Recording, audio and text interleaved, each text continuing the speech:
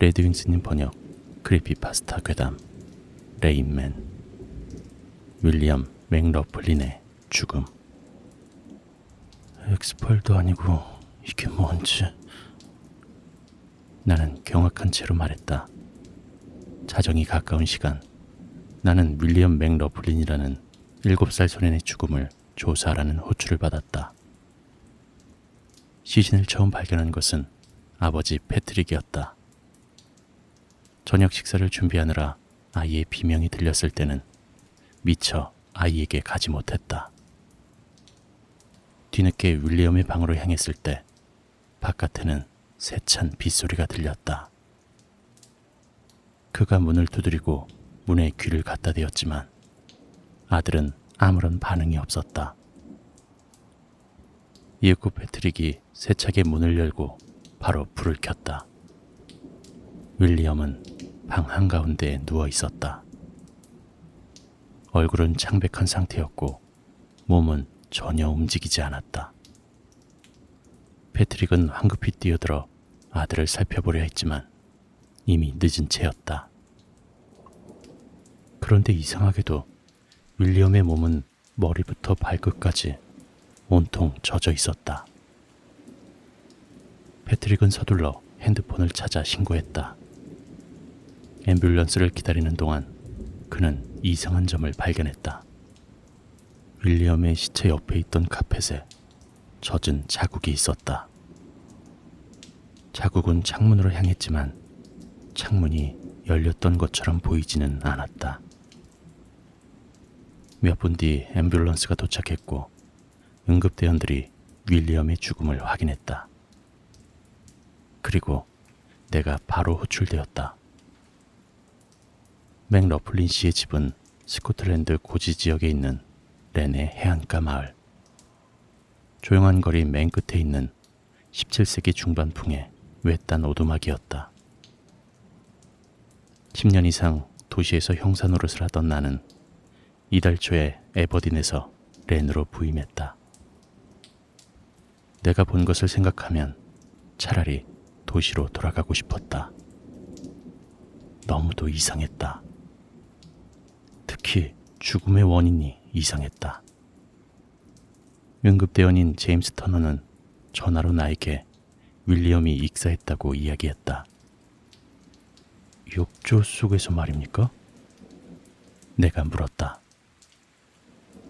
아주 이상한 일이지만 형사님, 아이는 욕조에도 물 근처에도 있지 않았는데 완전히 젖어 있었어요. 이 시신은 어디서 발견되었죠? 침실 바닥에서요. 저항의 흔적은? 없었습니다. 나는 흠칫 놀랐다. 곧장 그리로 가죠. 전화로 할 이야기가 아니었다. 시신을 직접 봐야 했다. 현장에서 직접 정리를 해야 했다. 어린 소년이 침실에서 익사했다. 카펫에는 물에 젖은 자국이 있다.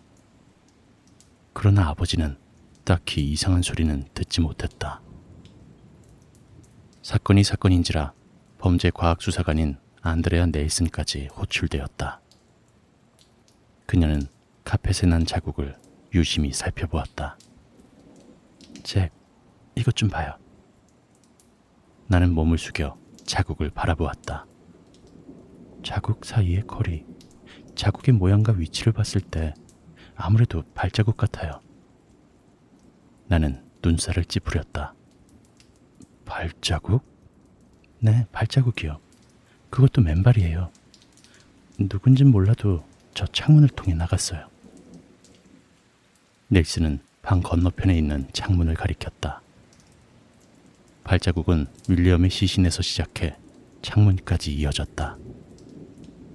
그녀가 말을 이었다. 하지만 이 발자국은 창문 쪽 한 방향으로만 있어요. 다시 말해서 범인은 이미 집에 있었던 건지도 몰라요. 아이가 사망했을 당시에는 비가 세차게 내리고 있었고 창문으로 들어오는 건 불가능하죠. 만일 그랬다면 젖은 발자국이 양쪽 방향으로 있었겠죠. 그녀가 말을 멈추었다. 그리고 익사를 시킨 방법도 좀 이상해요. 물이 흐르거나 뿌려진 게 아니라 국부적으로 고여 있었어요. 이상하게도. 나는 말도 안 된다는 듯 고개를 가로저었다. 그러니까 맨발에 범인이 숨어 있다가 알 수 없는 방법으로 아이를 익사시킨 다음 2층 창문을 통해서 빠져나갔다?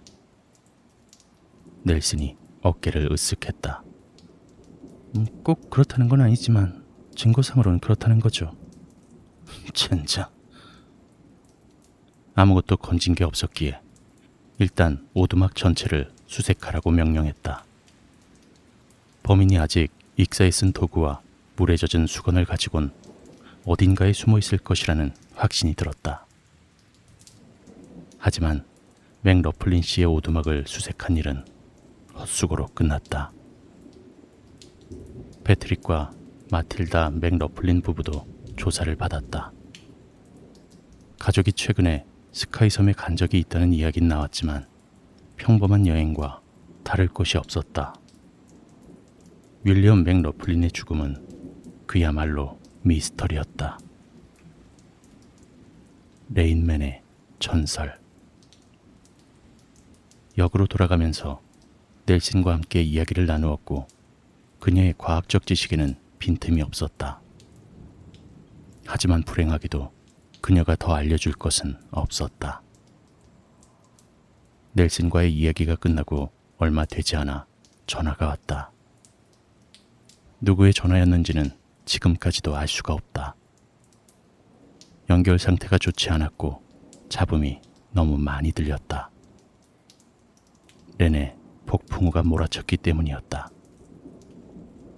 전화 속의 젊은 남자는 스카이섬 근처에 있는 큰 호수인 코르이스크 호수, 그리고 레인맨이라는 것에 대해 쉼없이 떠들었다. 하지만 통화는 중간에 끊어졌고 나는 하고 싶었던 질문을 미처 던지지 못했다.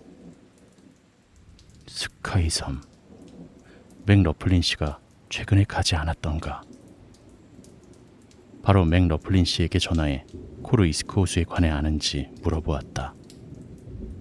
패트릭의 답은 간단했다. 아들인 윌리엄이 죽기 이틀 전 그와 마틸다 그리고 윌리엄이 다른 관광객들과 함께 호수에 갔었다고 한다. 그리고 그 여행은 비가 내려서 금방 끝나고 말았다는 말이 전부였다. 패트릭과 통화를 한 뒤 나는 스카이섬 출신 부하인 앤디와 이야기했다. 스카이섬은 이너 헤브리스 제도에 있는 섬으로 렌에서 카일 아킨을 지나 10마일 정도 떨어진 곳이었다. 앤디는 레인맨을 알고 있었다. 몇십 년이나 된 그곳의 전설이었다. 전설에 따르면 수세기 전 어느 북방 사람이 스코틀랜드 고지에 당도했다. 이 이방인은 어떤 산악 종교 신도들의 것으로 알려진 신비의 묘약을 찾으러 왔다. 그리고 묘약을 찾은 후 그는 몇 해 전에 발견되었던 한 조용한 호수로 사라졌다. 스카이섬 블랙쿨린 산맥에 둘러싸인 코르이스크 호수였다. 호수 속에서 그 이방인이 묘약의 힘을 빌어 여전히 살아있고 조용히 살아가는 그를 방해하면 죽음으로 그 대가를 치른다는 것이었다. 일종의 물귀신인 셈이죠. 아시겠죠? 나는 조용히 고개만 끄덕였다. 네스오의 네시처럼 가짜가 아니라고요. 앤디가 너무나 열성적으로 이야기하는 바람에 조금이라도 믿지 않는 낌새를 보였다간 신뢰가 되겠다는 생각이 들었다. 앤디는 이어서 코르이스크 호수를 공포의 호수라고 부르면서 그곳에서 기괴한 침묵 이후 폭풍이 몰아친 이야기를 들려주었다. 비는 레인맨의 경고입니다. 경고? 네. 고개를 끄덕이는 그의 표정은 심각하게 굳어 있었다. 렌에는 잠깐 있었던 적이 있었지만 코르이스크 호수는 고사하고 스카이 섬에는 가본 일이 없었다. 공포의 호수라는 말도 마음에 걸렸지만 그것이 고립된 지역이라는 것도 마음에 걸렸다. 코르이스크 호수에 가는 방법은 두 가지였다. 엘골항에서 보트를 타거나 카마수너림 안에서 이틀 동안 걸어서 가는 것이었다. 맥러플린 가족이 그곳에 갔다는 점, 그리고 앤디의 이야기와 의문의 전화까지 호수에 가지 않을 수가 없었다. 공포의 호수. 다음날 아침, 앤디와 나는 엘골항으로 향했다. 다른 관광객들과는 엮이기가 싫어 작은 배를 하나 예약해 두었다. 늙은 어부인 데커드가 우리를 맞이했다. 10월 하순의 어느 날 아침 7시, 나는 한기를 느낄 수 있었다. 어두운 물 위로 안개가 피어올랐다. 데커드에게 이 페니를 건네자 레인맨에 관한 이야기가 나왔다. 아, 레인맨. 그래. 코르이스크가 그의 집이지. 몇 달이고 그 속에 살다가 가끔씩 나오곤 하지. 안개 속으로 들어가자 그의 말소리는 작아졌다. 나는 조심스럽게 물었다. 레인맨이 정확히 뭡니까? 누가 알려나. 묻지 않는 게 좋소이다. 나는 조용히 고개만 끄덕였다.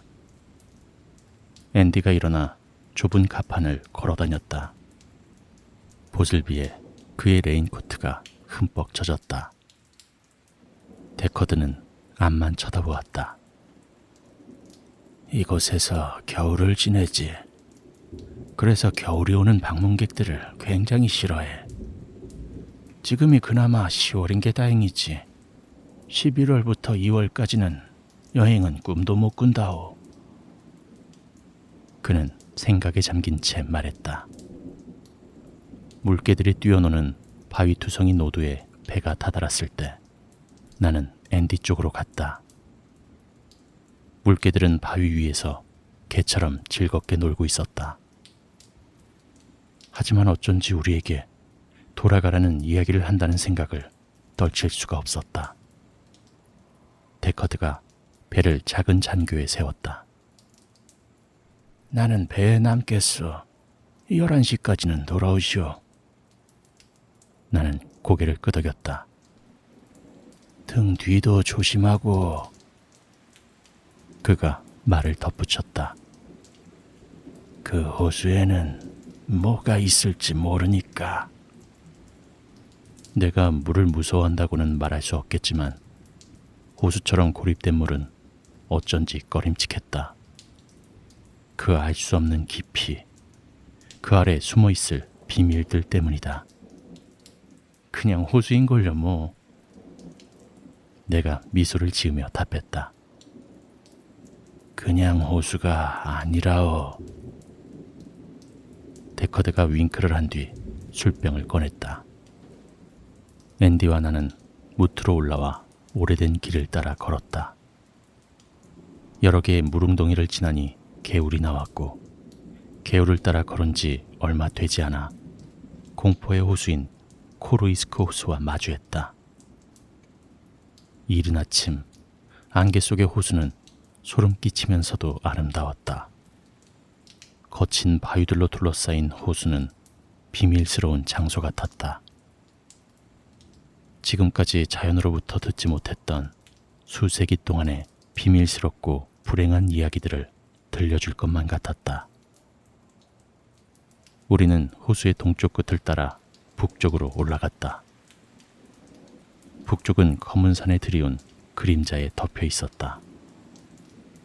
나도 모르게 맑은 날에는 돌아다니기 좋을 것일 것 같다는 농담이 나왔다.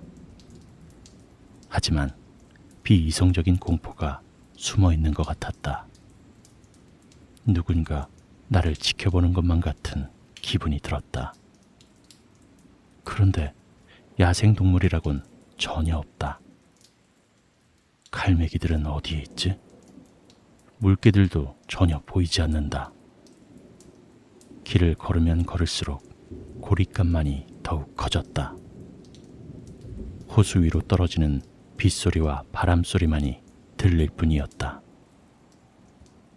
지금도 생각해보면 내 계획이 무엇이었는지 전혀 알 수 없었다. 그냥 가봐야겠다는 느낌이었을까? 아니면 호수에 물이 아닌 다른 게 있을 것임을 알았던 것일까? 그게 맞다 해도 그것과 렌의 7살 소년과 무슨 관계가 있을까? 앤디가 가진 지도는 호수의 대략적인 윤곽만 그려진 종이 조각이었다. 앤디는 몇 년 전 한 여행자가 사라진 것으로 알려진 캠핑장의 위치를 가리켰다. 그 장소는 비교적 손쉽게 찾을 수 있었지만 증거라 할 만한 것은 없었다. 모닥불을 피운 흔적만이 희미하게 있었다. 맥 러플린의 가족도 이렇게 멀리까지 들어왔었을까? 그 아이가 무언가를 발견했던 것일까? 그럴 리가. 이 호수는 그래도 관광지였다. 그날 아침에는 음산하고 사람이 찾지 않는 곳 같았지만 그래도 여름 내내 관광객이 끊이지 않는 곳이라고 앤디가 말했다. 내가 먼저 말을 꺼냈다. 만약 레인맨이 가상의 인물이라면 여름 내내 어떤 사람이 살고 있는 걸까? 어쩌면 이 모닥불도 겨울에 쓴 걸 수도 있지. 앤디가 고개를 저었다. 잭, 이곳의 겨울이 얼마나 추운지 아세요? 그의 목소리에는 회의감이 들었다. 혹시 서린이 사는 게 아닐까요? 그의 말에 동의할 수밖에 없었다. 하지만 설령 서린이 있다 해도 이 가상의 은둔자와 렌의 7살 소년 사이에 무슨 연관이 있을까? 그 생각이 내 마음속을 스쳤을 때 앤디와 나는 무언가를 보았다. 사람인가요? 앤디가 눈을 찡그리며 물었다. 아닐 거야. 불안함 속에 우리는 어두운 물 위에서 조금씩 움직이는 형체를 바라보았다. 우리가 있는 곳에서 보았을 때 분명 사람의 형태였다. 동화 속에나 나올 법한 존재와는 달랐다. 머리, 팔, 다리, 몸통까지. 정체불명의 형체가 천천히 우리 쪽으로 오는 모습이 보였다. 안개가 더 심해지며 우리의 시야도 더 흐려졌다. 하지만 물이 첨벙거리는 소리가 들렸다. 사람의 손과 물의 표면이 부딪혔을 때 나는 첨벙거림이었다. 하지만 어느덧 시야에서 그 모습이 사라졌다. 빛 때문이었다. 형체가 사라지고 안개가 위로 떠오르자 공포의 호수의 검은 물 말고는 아무것도 보이지 않았다. 이후 큰 고립감이 밀려왔지만 다행히도 얼마 가진 않았다. 앤디의 시선이 느껴졌기에 고개를 돌려 그의 시선을 마주쳤다. 그의 얼굴은 창백했고 눈에는 생기가 없었다. 멀건 눈이 체리마냥 빨갛게 충혈되어 있었다. 앤디? 천천히 그를 불렀지만 아무런 반응이 없었다. 천천히 그에게 다가갔다. 앤디! 내가 다시 불러보았지만 역시나 반응이 없었다.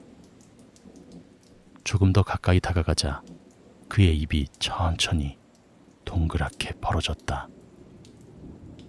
머뭇거리며 다시 속삭였다. 앤디! 앤디는 낮은 신음소리를 냈다. 이윽고 기침소리와 함께 그의 입에서 물이 몇 모금 쏟아져 나왔다. 나는 그에게로 달려갔지만 다가갈 수가 없었다. 보이지 않는 무언가가 내 길을 막고 있었다. 본능은 나에게 도망가라고 외쳤지만 그럴 수 없었다. 앤디를 구해야 한다는 생각뿐이었다. 앤디는 호숫가에 쓰러져 있었다. 나는 그에게 달려가 심폐소생술을 하려 했다. 그래도 다행히 그는 눈을 뜨고 나를 바라보았다. 무슨 일이죠? 그가 중얼거렸다. 모르겠어. 괜찮아? 그가 고개를 끄덕였다. 앤디의 발을 끌고 나와 우리는 데커드의 보트로 돌아갔다. 그날 아침 무슨 일이 벌어졌는진 몰라도 얼른 그곳으로부터 빨리 벗어나고 싶었다. 기억의 짐.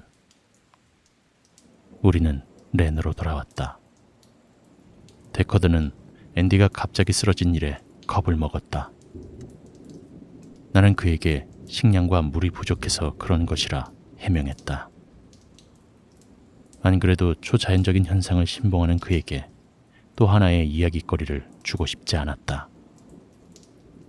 역으로 돌아온 뒤 나는 앤디와 상의했고 다른 경관들과 함께 다시 호수를 가보기로 했다.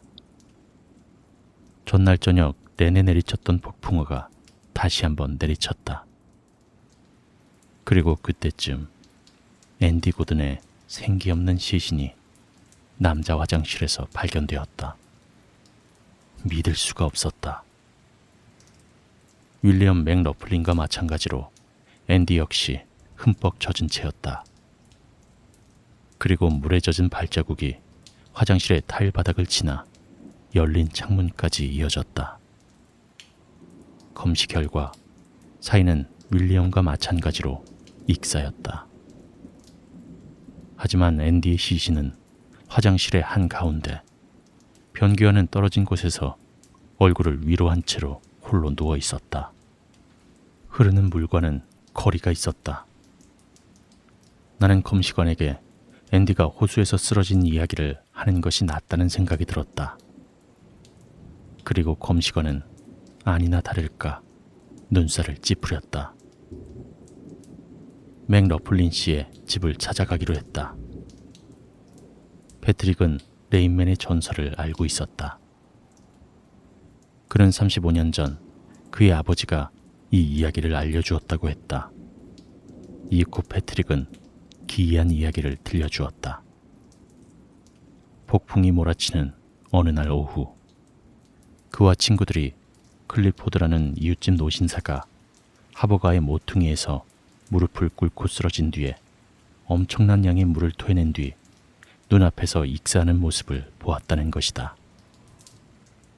숨겨진 이야기가 더 있을 것이라 생각했고 패트릭 역시 이어진 이야기를 한참이나 망설이다가 꺼내었다. 그날 레인맨을 봤어요. 그 할아버지로부터 쏟아져 나오더니 그대로 사라졌죠. 윌리엄에게 이 이야기를 한 적이 있습니까? 꺼내고 싶지 않은 질문이었지만 내 일이기에 어쩔 수가 없었다.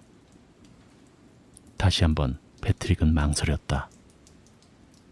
네. 그가 조용히 입을 열었다. 아버지가 들려준 거랑 비슷하게 이야기했죠. 설명할 수 없는 이유로 익사하는 사람들의 이야기가 전설처럼 세대를 흘러 전해지는 것만 같았다. 마을 한가운데에서 침대 안에서 항상 누군가 익사한다. 항상 그곳에 레인맨이 있다. 나는 패트릭에게 코르이스크 호수를 갔던 이야기를 했다. 순간 그의 눈동자에 나타나는 불안감이 느껴졌다. 공포의 호수에 갔죠. 이 말과 함께 그곳에 갔을 때 주변 상황, 그리고 패트릭과 가족들이 북쪽 호숫가에 갔을 때 일어났던 일들을 연관지어 이야기했다.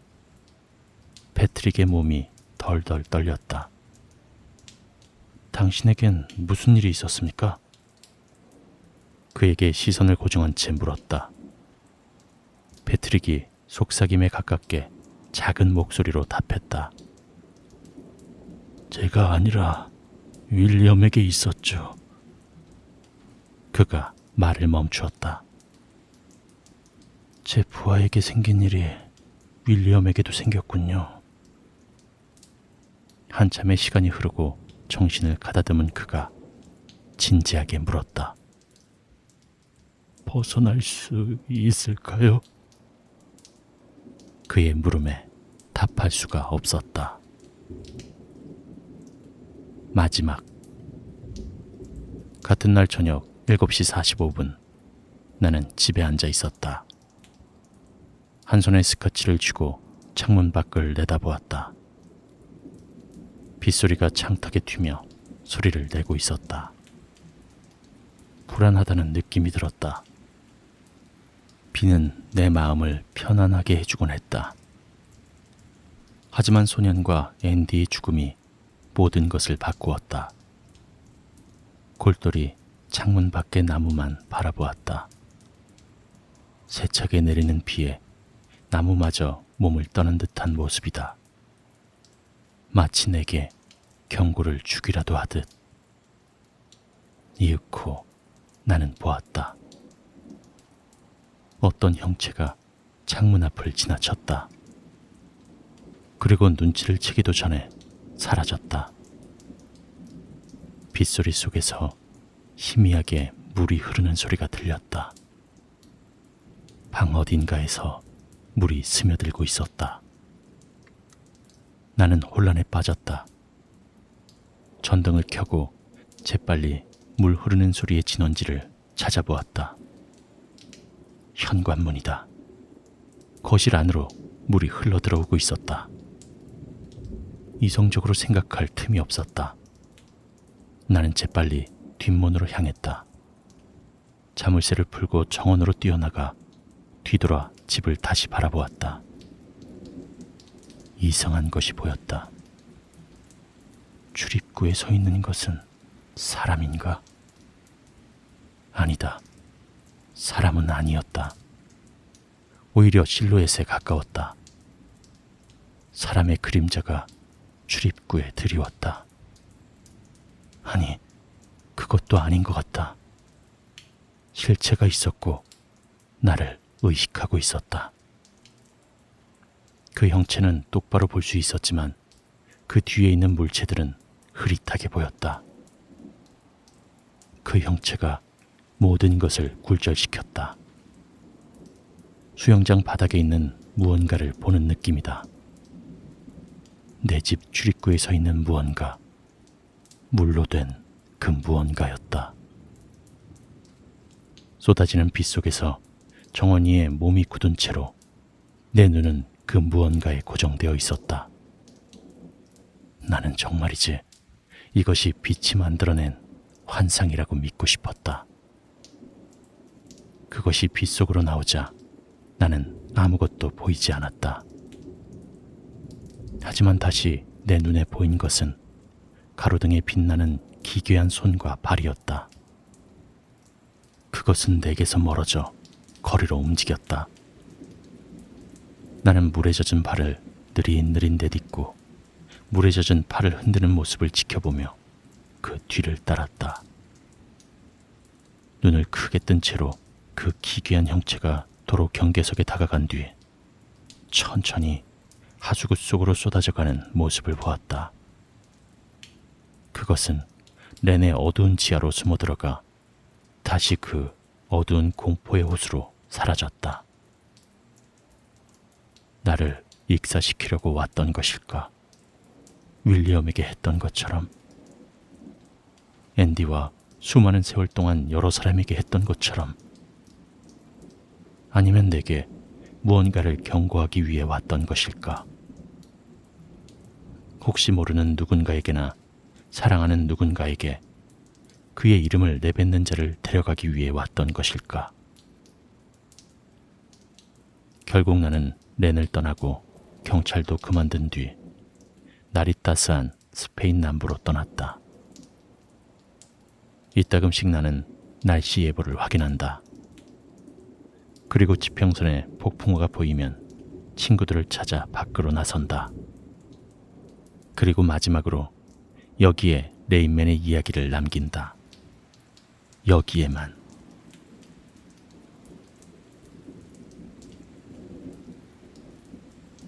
레드윙스님 번역, 크리피파스타 괴담, 레인맨, 윌리엄 맥러플린의 죽음.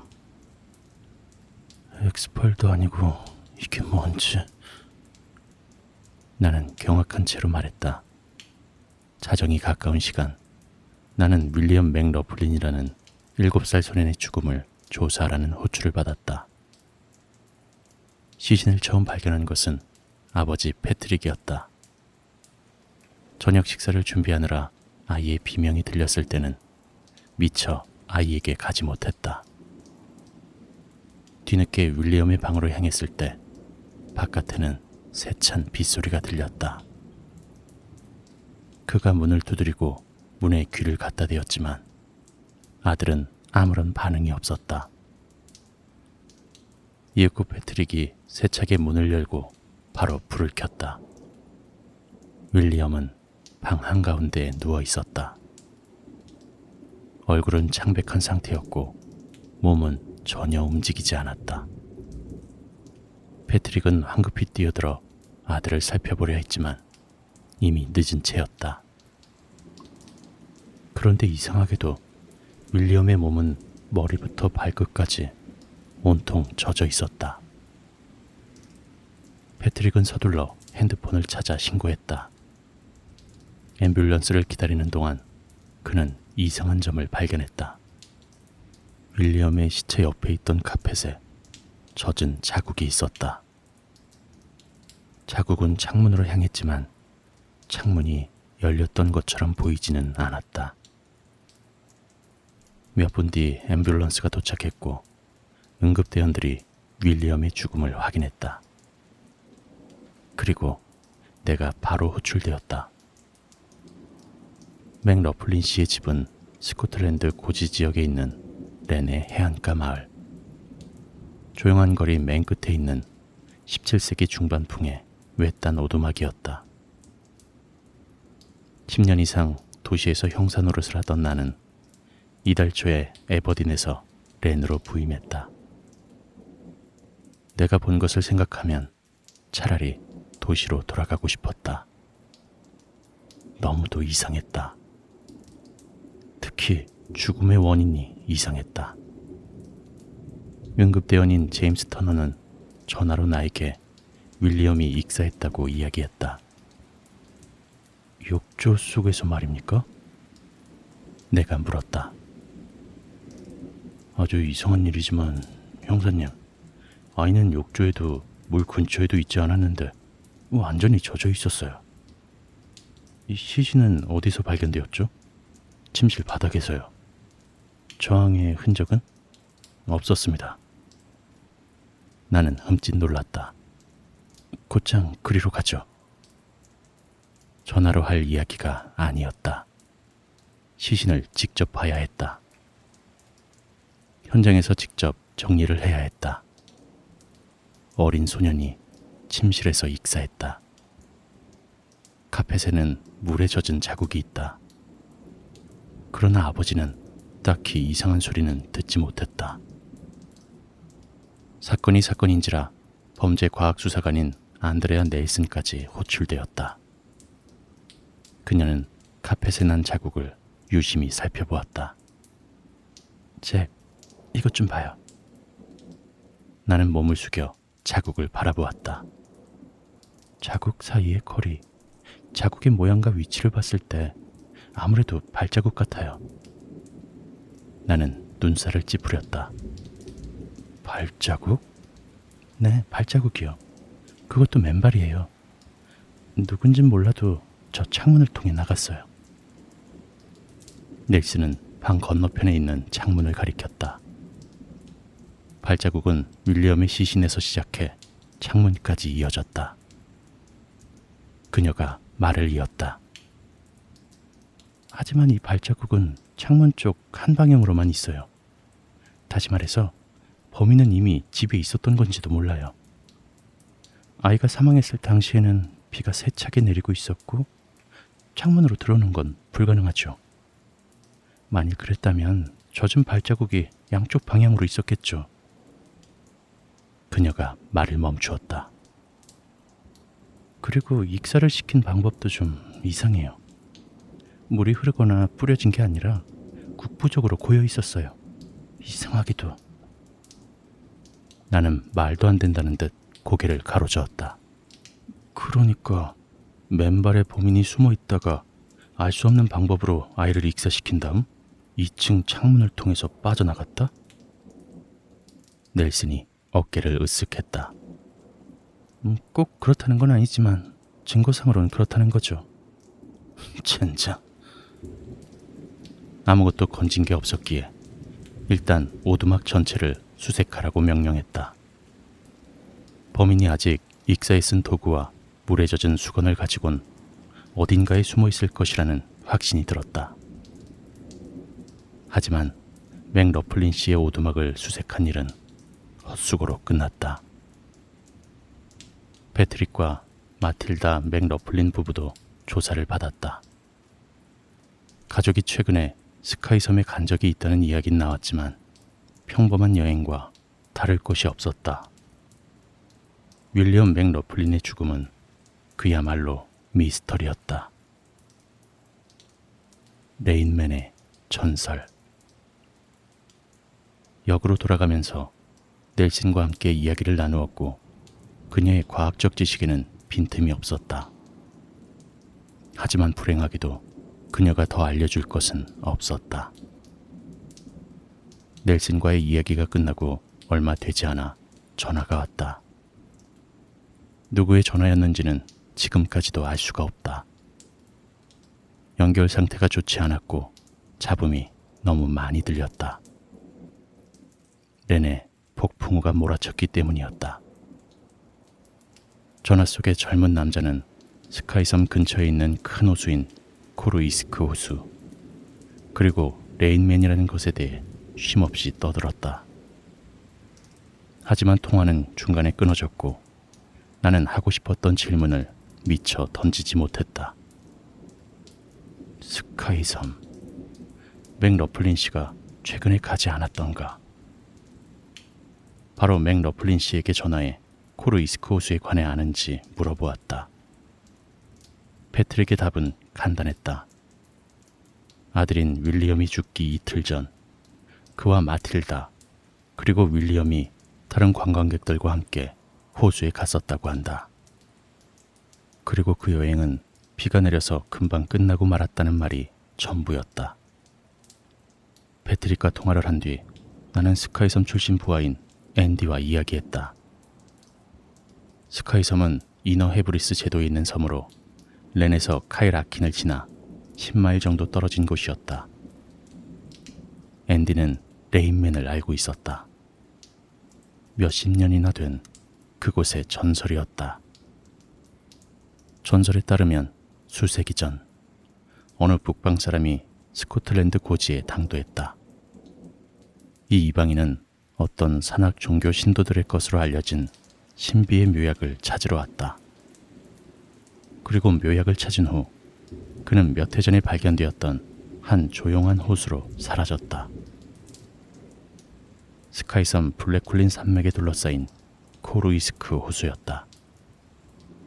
호수 속에서 그 이방인이 묘약의 힘을 빌어 여전히 살아있고 조용히 살아가는 그를 방해하면 죽음으로 그 대가를 치른다는 것이었다. 일종의 물귀신인 셈이죠. 아시겠죠? 나는 조용히 고개만 끄덕였다. 네스오의 네시처럼 가짜가 아니라고요. 앤디가 너무나 열성적으로 이야기하는 바람에 조금이라도 믿지 않는 낌새를 보였다간 신뢰가 되겠다는 생각이 들었다. 앤디는 이어서 코르이스크 호수를 공포의 호수라고 부르면서 그곳에서 기괴한 침묵 이후 폭풍이 몰아친 이야기를 들려주었다. 비는 레인맨의 경고입니다. 경고? 네. 고개를 끄덕이는 그의 표정은 심각하게 굳어 있었다. 렌에는 잠깐 있었던 적이 있었지만 코르이스크 호수는 고사하고 스카이섬에는 가본 일이 없었다. 공포의 호수라는 말도 마음에 걸렸지만 그것이 고립된 지역이라는 것도 마음에 걸렸다. 코르이스크 호수에 가는 방법은 두 가지였다. 엘골항에서 보트를 타거나 카마수너림 안에서 이틀 동안 걸어서 가는 것이었다. 맥러플린 가족이 그곳에 갔다는 점, 그리고 앤디의 이야기와 의문의 전화까지 호수에 가지 않을 수가 없었다. 공포의 호수. 다음날 아침, 앤디와 나는 엘골항으로 향했다. 다른 관광객들과는 엮이기가 싫어 작은 배를 하나 예약해 두었다. 늙은 어부인 데커드가 우리를 맞이했다. 10월 하순의 어느 날 아침 7시, 나는 한기를 느낄 수 있었다. 어두운 물 위로 안개가 피어올랐다. 데커드에게 이 페니를 건네자 레인맨에 관한 이야기가 나왔다. 아, 레인맨. 그래. 코르이스크가 그의 집이지.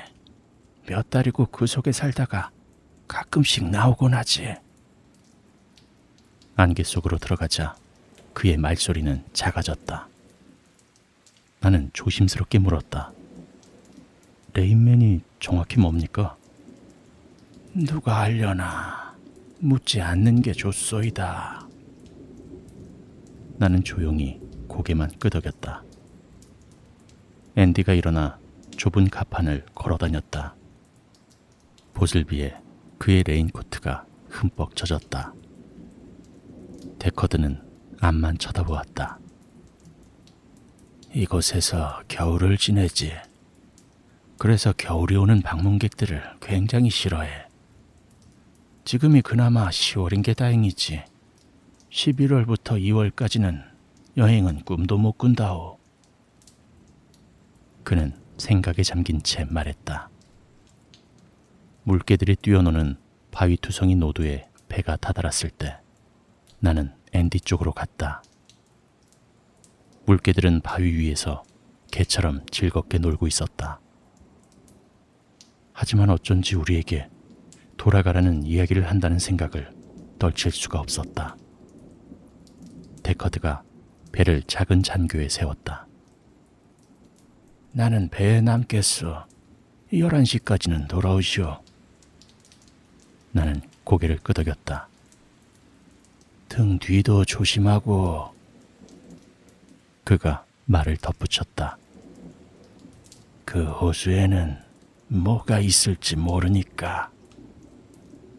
내가 물을 무서워한다고는 말할 수 없겠지만 호수처럼 고립된 물은 어쩐지 꺼림칙했다.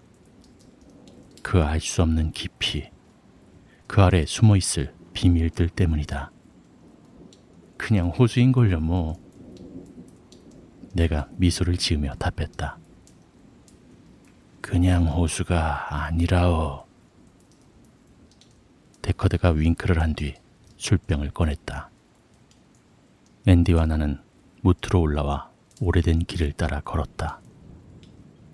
여러 개의 무릉덩이를 지나니 개울이 나왔고 개울을 따라 걸은 지 얼마 되지 않아 공포의 호수인 코르이스크 호수와 마주했다.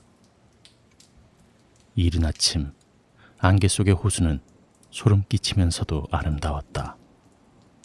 거친 바위들로 둘러싸인 호수는 비밀스러운 장소 같았다. 지금까지 자연으로부터 듣지 못했던 수세기 동안의 비밀스럽고 불행한 이야기들을 들려줄 것만 같았다. 우리는 호수의 동쪽 끝을 따라 북쪽으로 올라갔다. 북쪽은 검은 산에 들이운 그림자에 덮여 있었다. 나도 모르게 맑은 날에는 돌아다니기 좋을 것일 것 같다는 농담이 나왔다. 하지만 비이성적인 공포가 숨어 있는 것 같았다. 누군가 나를 지켜보는 것만 같은 기분이 들었다. 그런데 야생동물이라곤 전혀 없다. 갈매기들은 어디에 있지? 물개들도 전혀 보이지 않는다.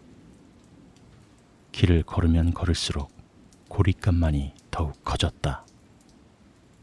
호수 위로 떨어지는 빗소리와 바람소리만이 들릴 뿐이었다. 지금도 생각해보면 내 계획이 무엇이었는지 전혀 알 수 없었다.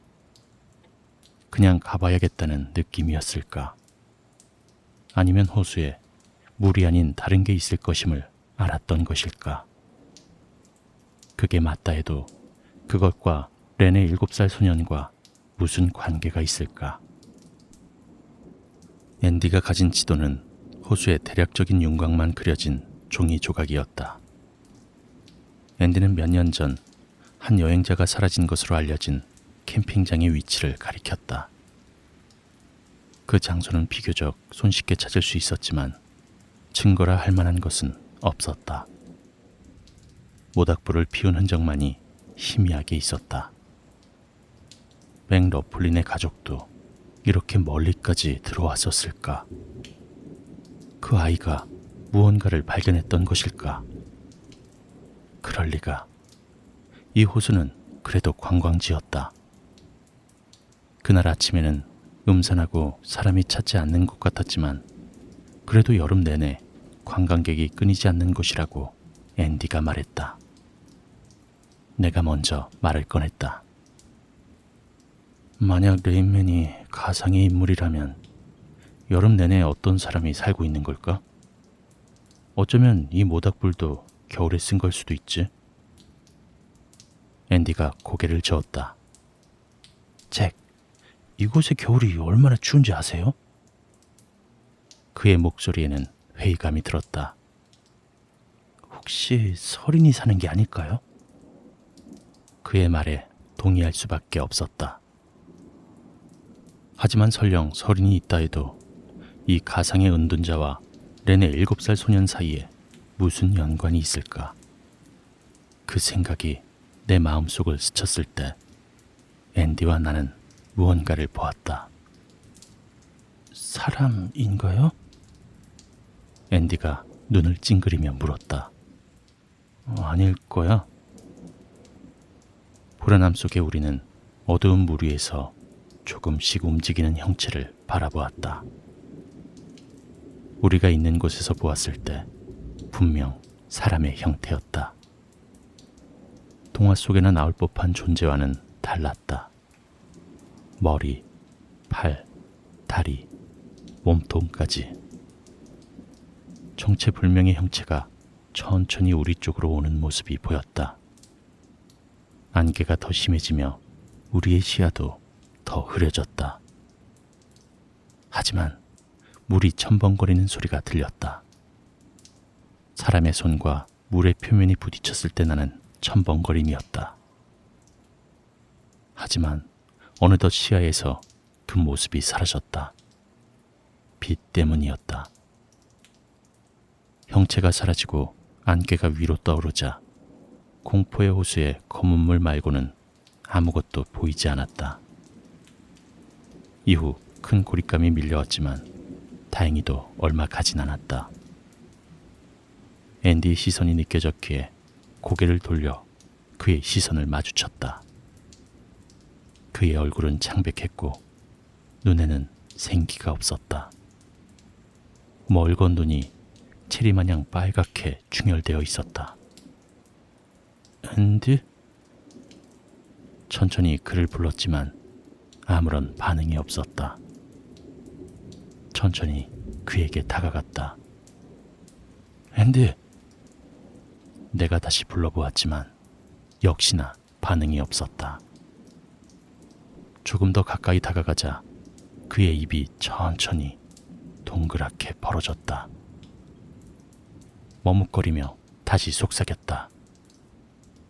앤디!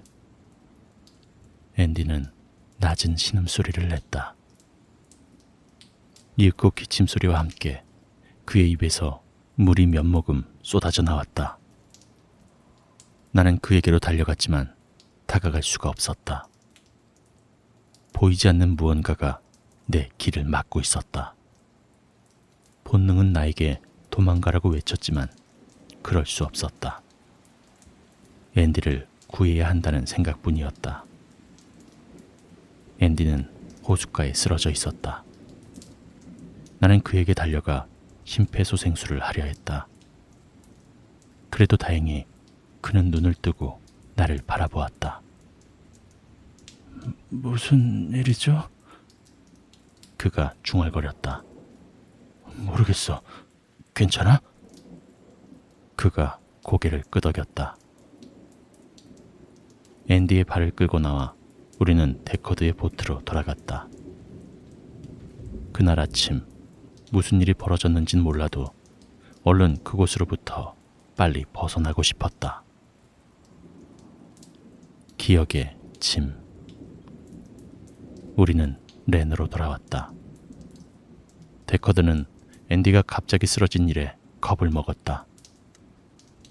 나는 그에게 식량과 물이 부족해서 그런 것이라 해명했다.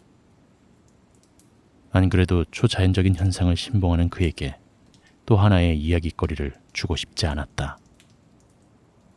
역으로 돌아온 뒤 나는 앤디와 상의했고 다른 경관들과 함께 다시 호수를 가보기로 했다. 전날 저녁 렌에 내리쳤던 폭풍우가 다시 한번 내리쳤다.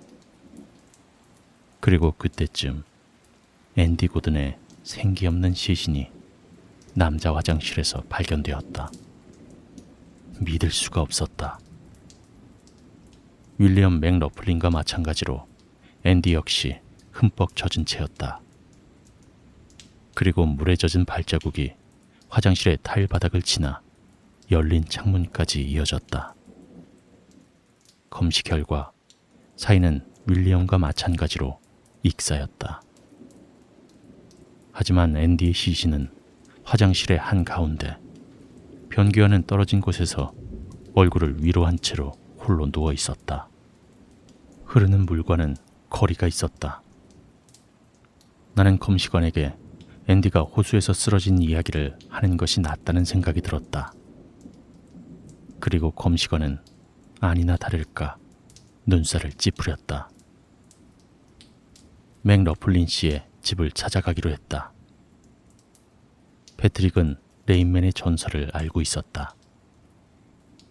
그는 35년 전 그의 아버지가 이 이야기를 알려주었다고 했다. 이윽고 패트릭은 기이한 이야기를 들려주었다. 폭풍이 몰아치는 어느 날 오후, 그와 친구들이 클리포드라는 이웃집 노신사가 하버가의 모퉁이에서 무릎을 꿇고 쓰러진 뒤에 엄청난 양의 물을 토해낸 뒤 눈앞에서 익사하는 모습을 보았다는 것이다. 숨겨진 이야기가 더 있을 것이라 생각했고 패트릭 역시 이어진 이야기를 한참이나 망설이다가 꺼내었다. 그날 레인맨을 봤어요. 그 할아버지로부터 쏟아져 나오더니 그대로 사라졌죠. 윌리엄에게 이 이야기를 한 적이 있습니까? 꺼내고 싶지 않은 질문이었지만 내 일이기에 어쩔 수가 없었다. 다시 한번 패트릭은 망설였다. 네. 그가 조용히 입을 열었다. 아버지가 들려준 거랑 비슷하게 이야기했죠. 설명할 수 없는 이유로 익사하는 사람들의 이야기가 전설처럼 세대를 흘러 전해지는 것만 같았다. 마을 한가운데에서 침대 안에서 항상 누군가 익사한다. 항상 그곳에 레인맨이 있다. 나는 패트릭에게 코르이스크 호수를 갔던 이야기를 했다. 순간 그의 눈동자에 나타나는 불안감이 느껴졌다. 공포의 호수에 갔죠. 이 말과 함께 그곳에 갔을 때 주변 상황, 그리고 패트릭과 가족들이 북쪽 호숫가에 갔을 때 일어났던 일들을 연관지어 이야기했다. 패트릭의 몸이 덜덜 떨렸다. 당신에겐 무슨 일이 있었습니까? 그에게 시선을 고정한 채 물었다. 패트릭이 속삭임에 가깝게 작은 목소리로 답했다. 제가 아니라 윌리엄에게 있었죠. 그가 말을 멈추었다. 제 부하에게 생긴 일이 윌리엄에게도 생겼군요. 한참의 시간이 흐르고 정신을 가다듬은 그가 진지하게 물었다. 벗어날 수 있을까요? 그의 물음에 답할 수가 없었다. 마지막.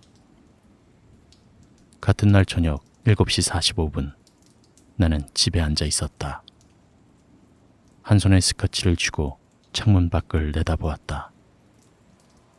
빗소리가 창턱에 튀며 소리를 내고 있었다. 불안하다는 느낌이 들었다. 비는 내 마음을 편안하게 해주곤 했다.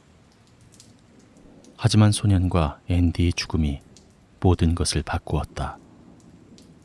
골똘히 창문 밖의 나무만 바라보았다. 세차게 내리는 비에 나무마저 몸을 떠는 듯한 모습이다. 마치 내게 경고를 주기라도 하듯. 이윽고 나는 보았다.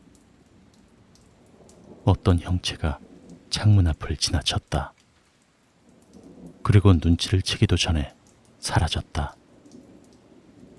빗소리 속에서 희미하게 물이 흐르는 소리가 들렸다. 방 어딘가에서 물이 스며들고 있었다. 나는 혼란에 빠졌다. 전등을 켜고 재빨리 물 흐르는 소리의 진원지를 찾아보았다. 현관문이다. 거실 안으로 물이 흘러들어오고 있었다. 이성적으로 생각할 틈이 없었다. 나는 재빨리 뒷문으로 향했다. 자물쇠를 풀고 정원으로 뛰어나가 뒤돌아 집을 다시 바라보았다. 이상한 것이 보였다. 출입구에 서 있는 것은 사람인가? 아니다. 사람은 아니었다. 오히려 실루엣에 가까웠다. 사람의 그림자가 출입구에 드리웠다. 아니, 그것도 아닌 것 같다. 실체가 있었고 나를 의식하고 있었다. 그 형체는 똑바로 볼 수 있었지만 그 뒤에 있는 물체들은 흐릿하게 보였다. 그 형체가 모든 것을 굴절시켰다. 수영장 바닥에 있는 무언가를 보는 느낌이다. 내 집 출입구에 서 있는 무언가, 물로 된 그 무언가였다. 쏟아지는 빗 속에서 정원이의 몸이 굳은 채로 내 눈은 그 무언가에 고정되어 있었다. 나는 정말이지 이것이 빛이 만들어낸 환상이라고 믿고 싶었다. 그것이 빛 속으로 나오자 나는 아무것도 보이지 않았다. 하지만 다시 내 눈에 보인 것은 가로등에 빛나는 기괴한 손과 발이었다. 그것은 내게서 멀어져 거리로 움직였다. 나는 물에 젖은 발을 느릿느릿 내딛고 물에 젖은 팔을 흔드는 모습을 지켜보며 그 뒤를 따랐다. 눈을 크게 뜬 채로 그 기괴한 형체가 도로 경계석에 다가간 뒤 천천히 하수구 속으로 쏟아져가는 모습을 보았다. 그것은 렌의 어두운 지하로 숨어들어가 다시 그 어두운 공포의 호수로 사라졌다. 나를 익사시키려고 왔던 것일까? 윌리엄에게 했던 것처럼, 앤디와 수많은 세월 동안 여러 사람에게 했던 것처럼, 아니면 내게 무언가를 경고하기 위해 왔던 것일까? 혹시 모르는 누군가에게나 사랑하는 누군가에게 그의 이름을 내뱉는 자를 데려가기 위해 왔던 것일까? 결국 나는 렌을 떠나고 경찰도 그만둔 뒤 날이 따스한 스페인 남부로 떠났다. 이따금씩 나는 날씨 예보를 확인한다.